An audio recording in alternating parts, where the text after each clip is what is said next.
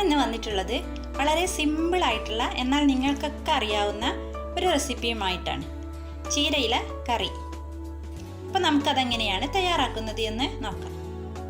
അതിനുവേണ്ടി ഞാനിവിടെ കുറച്ച് പരിപ്പ് എടുത്തിട്ടുണ്ട്, പിന്നെ ചെറിയ കഷ്ണം തക്കാളി എടുത്തിട്ടുണ്ട്, ഒരു 5 പച്ചമുളക് എടുത്തിട്ടുണ്ട്, പിന്നെ കുറച്ച് മുളക് പൊടി, കുറച്ച് മഞ്ഞൾപ്പൊടി, പിന്നെ വെള്ളം. നമുക്കാദ്യം ഈ പരിപ്പിന് തക്കാളി, പച്ചമുളക്, കുറച്ച് മഞ്ഞൾപ്പൊടി, മുളക് പൊടി, പിന്നെ പാകത്തിനുള്ള വെള്ളവും ചേർത്ത് കുക്കറിൽ നന്നായിട്ടൊന്ന് വേവിച്ചെടുക്കാം. പിന്നെ നമുക്കിതിനെല്ലാത്തിനെയും കൂടെ കുക്കറിലേക്കൊന്ന് മാറ്റാം.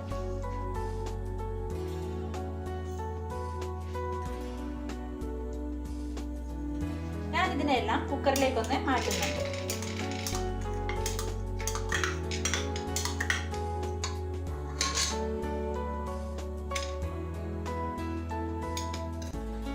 നമുക്ക് തക്കാളി ചേർത്ത് കൊടുക്കാം, പച്ചമുളക്, ഒരു 1/4 ടീസ്പൂൺ മഞ്ഞൾപ്പൊടി, ഒരു 1/4 ടീസ്പൂൺ മുളക് പൊടി, പിന്നെ പാകത്തിനുള്ള വെള്ളം. ഇനി നമുക്കിതിലേക്ക് കുറച്ച് ഉപ്പ് ചേർത്ത് കൊടുക്കാം.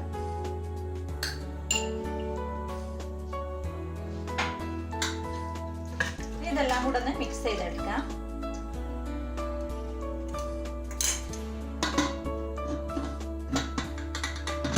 ഇനി കുക്കർ അടച്ച് പരിപ്പിന് നന്നായിട്ടൊന്ന് വേവിച്ചെടുക്കാം. ഈ പരിപ്പ് നന്നായിട്ടൊന്ന് വെന്ത് വരട്ടെ, അതുവരെ നമുക്ക് വെയിറ്റ് ചെയ്യാം.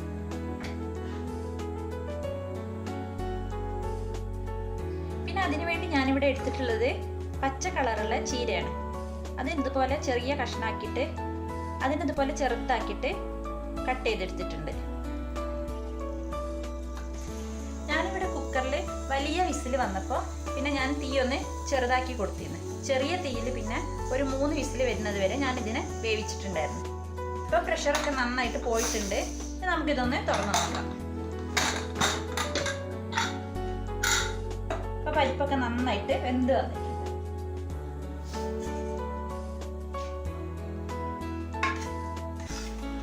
പരിപ്പൊക്കെ നന്നായിട്ട് വെന്തിട്ടുണ്ട്. ഇനി നമുക്കിതിലേക്ക് അരിഞ്ഞു വെച്ചിട്ടുള്ള ചീരയില ചേർത്ത് കൊടുക്കാം.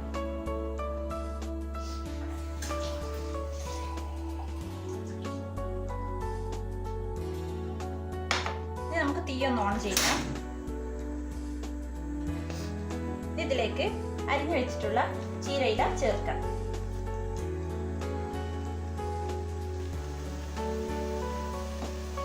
ഇതിലിപ്പോൾ തീരെ വെള്ളം ഇല്ലായിരുന്നു, അപ്പൊ ഞാൻ ഇത്തിരി വെള്ളം ഒഴിച്ചു കൊടുക്കുന്നുണ്ട്.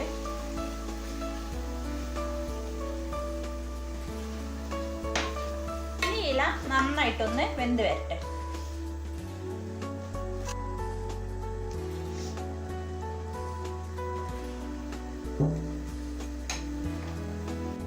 ഇനി ചീരയില വെന്ത് വരുമ്പോഴത്തേക്ക് നമുക്ക് ഇതിലേക്കുള്ള തേങ്ങ അരച്ചെടുക്കാം. അപ്പൊ നമുക്ക് അതിക്ക് എന്തൊക്കെയാണ് വേണ്ടത് എന്ന് നോക്കാം. അതിനുവേണ്ടി ഞാനിവിടെ കുറച്ച് തേങ്ങ എടുത്തിട്ടുണ്ട്, പിന്നെ കുറച്ച് നല്ല ജീരകം, കുറച്ച് ഉള്ളി. നമുക്കിതിനെ നന്നായിട്ടൊന്ന് അരച്ചെടുക്കണം. ഇപ്പോൾ ഇവിടെ ചീരയിലൊക്കെ നന്നായിട്ട് വെന്ത് വന്നിട്ടുണ്ട്. ഇനി നമുക്കിതിലേക്ക് നന്നായി അരച്ചെടുത്ത തേങ്ങ ചേർത്ത് കൊടുക്കാം. ഇതിനെ നന്നായിട്ടൊന്ന് മിക്സ് ചെയ്തെടുക്കാം. ഇത് തിളക്കാൻ പാടില്ല. തിള വരുമ്പോൾ നമുക്കിതിനെ തീ ഓഫ് ചെയ്യാം.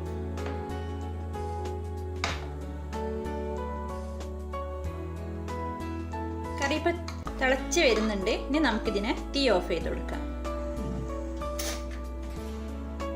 ഇനി നമുക്ക് ഈ കറിയിലേക്കൊന്ന് വറവിട്ട് വയ്ക്കണം. നമുക്കൊരു പാൻ അടുപ്പത്ത് വെച്ചിട്ട് നന്നായിട്ടൊന്ന് ചൂടാക്കി എടുക്കാം.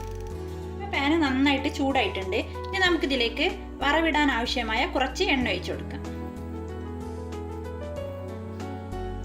ഇനി എണ്ണ നന്നായിട്ടൊന്ന് ചൂടായി വരട്ടെ. എണ്ണയൊക്കെ നന്നായിട്ട് ചൂടായിട്ടുണ്ട്. ഇനി നമുക്കിതിലേക്ക് കുറച്ച് കടുക് ചേർത്ത് കൊടുക്കാം. ഇനി കടുക് നന്നായിട്ടൊന്ന് പൊട്ടി വരട്ടെ. നന്നായിട്ട് മൂത്ത് വന്നിട്ടുണ്ട്. ഇനി നമുക്കിതിലേക്ക് കുറച്ച് വറ്റൽമുളക് ചേർക്കാം. പിന്നെ നമുക്ക് കുറച്ച് കറിവേപ്പിലയും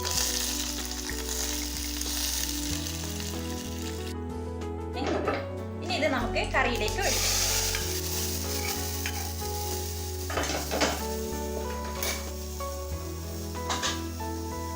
കറി വറവിട്ടാൽ ഉടൻ തന്നെ പാത്രം ഒന്ന് അടച്ചു കൊടുക്കണം. അപ്പോൾ കറിയിലേക്ക് അതിൻ്റെ സ്മെല്ലൊക്കെ കറിയിലേക്ക് ഇറങ്ങിക്കോളും. ഇനി കുറച്ച് കഴിഞ്ഞിട്ട് ഒരു 10 മിനിറ്റ് കഴിഞ്ഞിട്ട് നമുക്കിതിനെ ഒന്ന് വിളമ്പുന്ന പാത്രത്തിലേക്ക് ഒന്ന് മാറ്റാം. അങ്ങനെ നമ്മുടെ ഈസി ആയിട്ടുള്ള ചീരയില കറി ഇവിടെ റെഡി ആയിട്ടുണ്ട്. ഇത് ചോറിൻ്റെ കൂടെയും ചപ്പാത്തിയുടെ കൂടെയൊക്കെ കഴിക്കാൻ പറ്റിയ നല്ലൊരു കറിയാണ്. എല്ലാവരും ഇത് ട്രൈ ചെയ്ത് നോക്കണം.